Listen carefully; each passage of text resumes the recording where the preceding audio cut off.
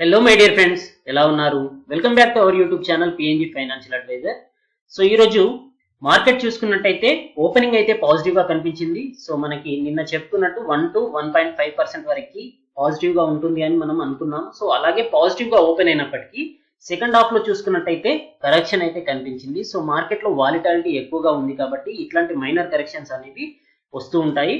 So రేపు మన markets ఎలా ఉండబోతున్నాయి, అలాగే ఈరోజు క్లోజింగ్ రిపోర్ట్ ఎలా ఉంది, బ్యాంక్ నిఫ్టీ యొక్క ఆప్షన్ చైన్ అనాలిసిస్, అంతేకాకుండా గ్లోబల్ వైజ్ గా ఉన్న న్యూస్ ఏంటి అనేది కూడా చూద్దాం. ఈ రోజు యుఎస్ మార్కెట్స్ చూసుకున్నట్టయితే చాలా మంచి పాజిటివ్ లో ఓపెన్ అయ్యాయి. సో వాటి యొక్క రీజన్స్ ఏంటి, 3 మేజర్ రీజన్స్ ఏంటి అనేది కూడా ఈ రోజు మనం చూద్దాం. సో మీరు కనుక మన ఛానల్ ని ఫస్ట్ టైం చూస్తున్నట్టయితే సబ్స్క్రైబ్ చేయండి, అలాగే పక్కనే ఉన్న బెల్ ఐకాన్ ప్రెస్ చేయండి.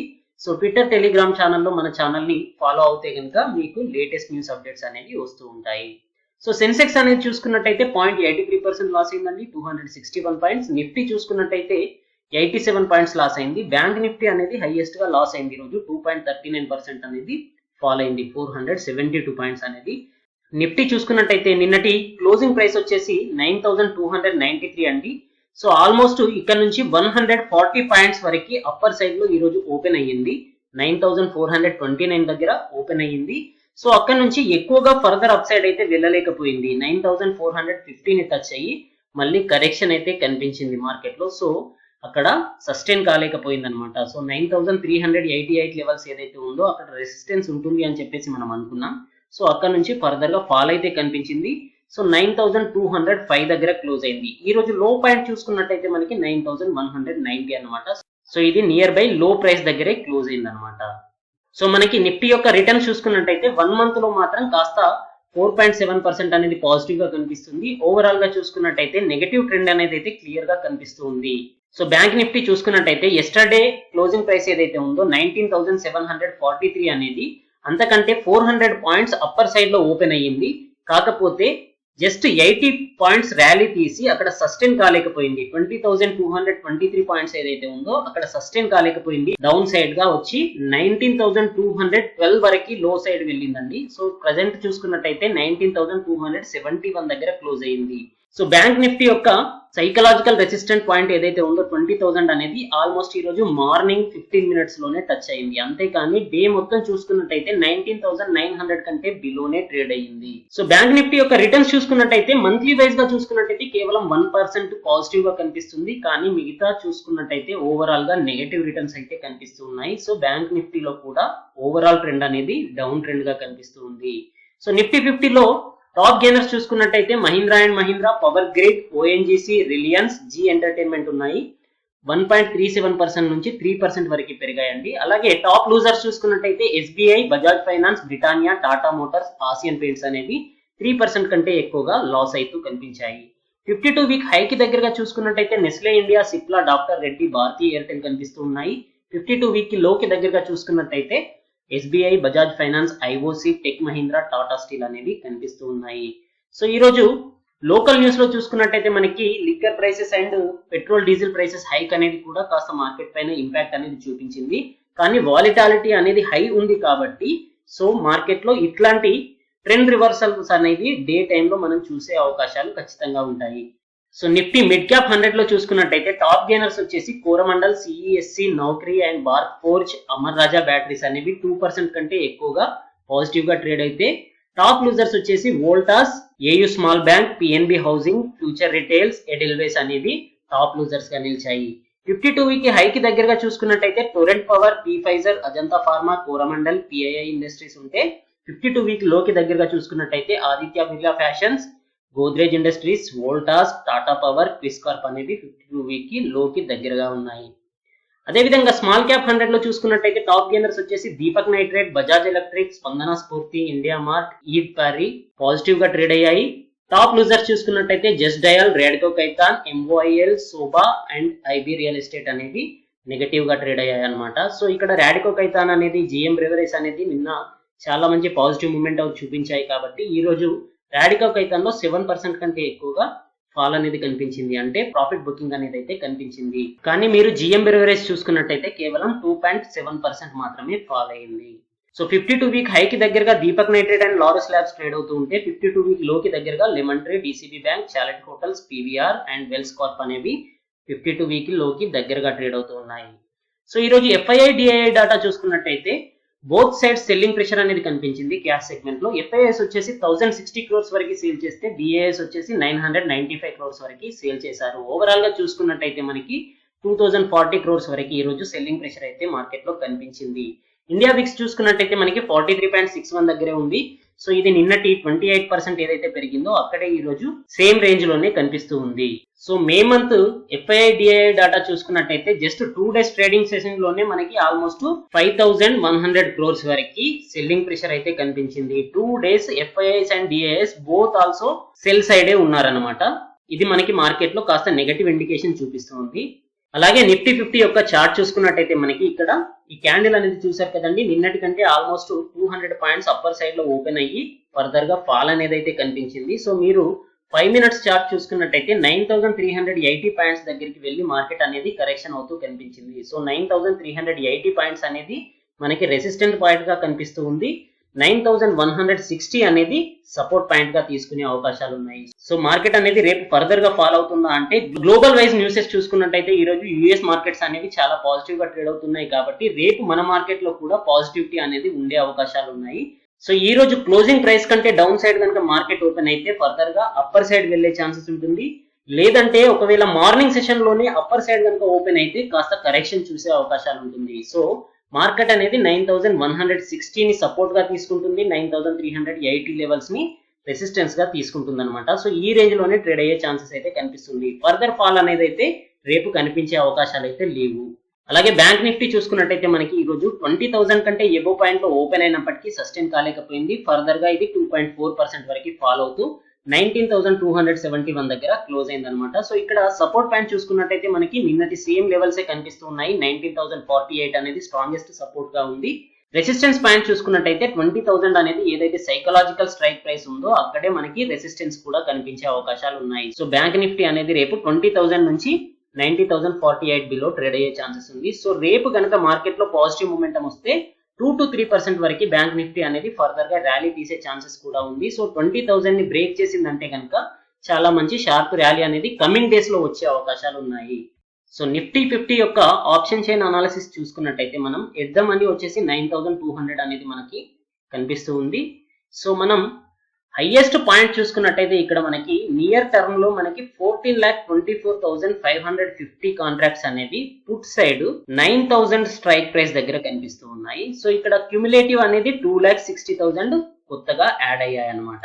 అలాగే 9,100 దగ్గర చూసుకున్నా కూడా 3,90,000 అనేవి ఫ్రెష్ కాంట్రాక్ట్స్ యాడ్ అయ్యాయి అనమాట. సో ఇక్కడ చూసుకుంటే మనకి 8,29,000 కాంట్రాక్ట్స్ అనేవి పుట్ సైడ్ కనిపిస్తూ ఉన్నాయి. సో ఇవి రెండు స్ట్రాంగెస్ట్ సపోర్ట్ గా ఉండే ఛాన్సెస్ ఉంది. So the second highest volume చూసుకున్నట్టయితే మనకి ఇక్కడ 11,41,200 అనేది 8,500 దగ్గర కనిపిస్తూ ఉంది. సో ఇక్కడ స్ట్రాంగెస్ట్ సపోర్ట్ పాయింట్ అనేది ఫర్దర్ గా మార్కెట్ ని కిందికి వెళ్ళనీయకుండా ఆపే ప్రయత్నం అయితే ఇక్కడ కనిపిస్తూ ఉంది. సో మనకి మార్కెట్ లో మేజర్ పెయిన్ పాయింట్ వచ్చేసి 9,200 దగ్గర ఉందండి. ఇక్కడ చూసుకున్నట్టయితే ఫ్రెష్ కాంట్రాక్ట్స్ వచ్చేసి 1,24,950 అనేవి పుట్ సైడ్ యాడ్ అవుతూ వచ్చాయి.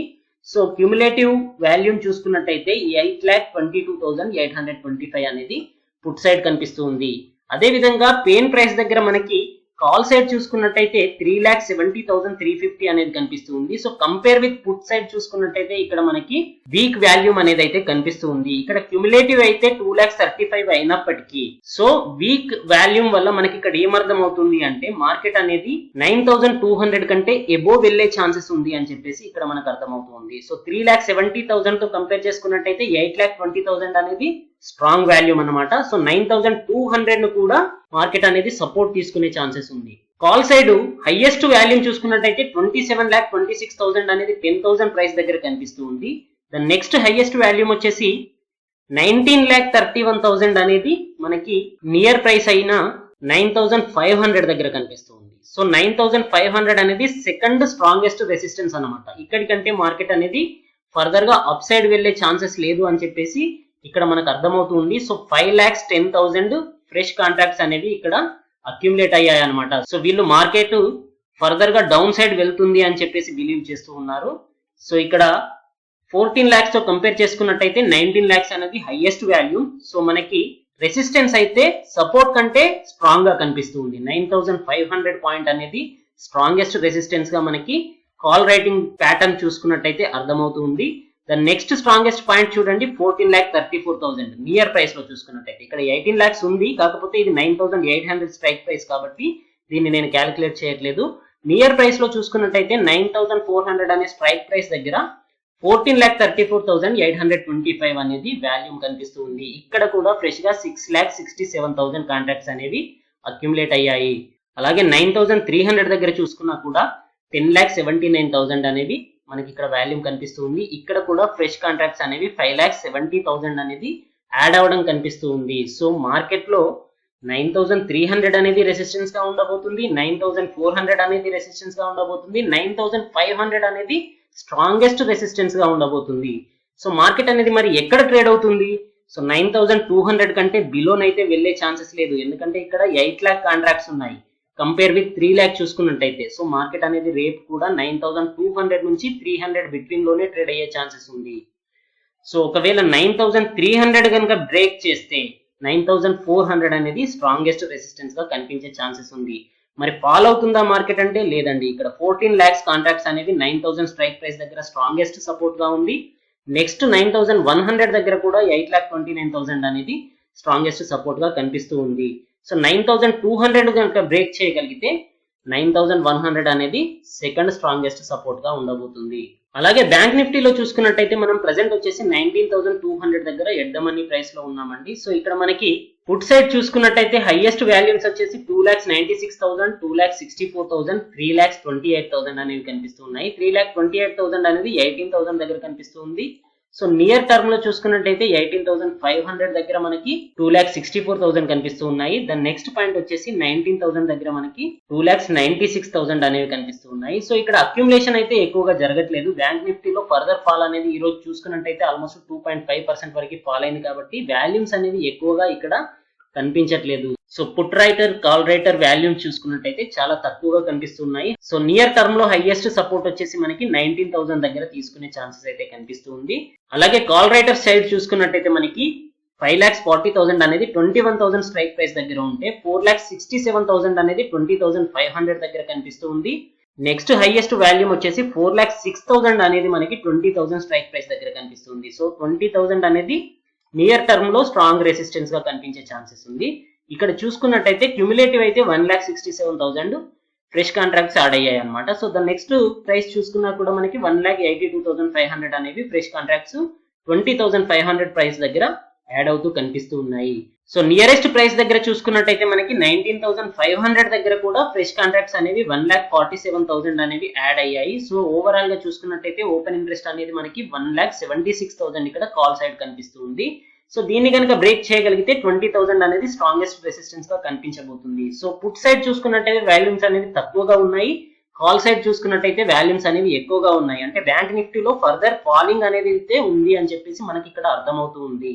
సో రేపు బ్యాంక్ నిఫ్టీలో ఎక్కడి వరకు ట్రేడ్ అయ్యే ఛాన్సెస్ ఉంది అంటే 19,000 ని బ్రేక్ చేస్తే కనుక 18,500 అనేది స్ట్రాంగెస్ట్ సపోర్ట్ గా ఉండబోతుంది. కాకపోతే 19,000 ని బ్రేక్ చేయడం కూడా కాస్త కష్టమైన పని, ఎందుకంటే ఇక్కడ కూడా స్ట్రాంగెస్ట్ వాల్యూమ్ అయితే కనిపిస్తూ ఉంది. సో 19,200 దగ్గర చూసుకున్నట్టయితే మనకి కాల్ సైడ్ కంటే పుట్ సైడ్ వాల్యూమ్ అనేది కాస్త ఎక్కువగా కనిపిస్తూ ఉంది. సో ఇక్కడ స్ట్రాంగెస్ట్ సపోర్ట్ కూడా ఇక్కడ తీసుకునే ఛాన్సెస్ ఉంది. ఫర్దర్ గా అప్ సైడ్ వెళ్తే కనుక మనకి 19,500 కంటే ఎబో వెళ్ళడం కాస్త కష్టంగా కనిపిస్తుంది. ద నెక్స్ట్ స్ట్రాంగెస్ట్ రెసిస్టెన్స్ అయితే మనకి 20,000 పాయింట్ అనేది 4 lakh కాంట్రాక్ట్స్ తో ఇక్కడ కనిపిస్తూ ఉంది. సో 20,000 to 19,000 బిట్వీన్ ట్రేడ్ అయ్యే ఛాన్సెస్ ఉంది.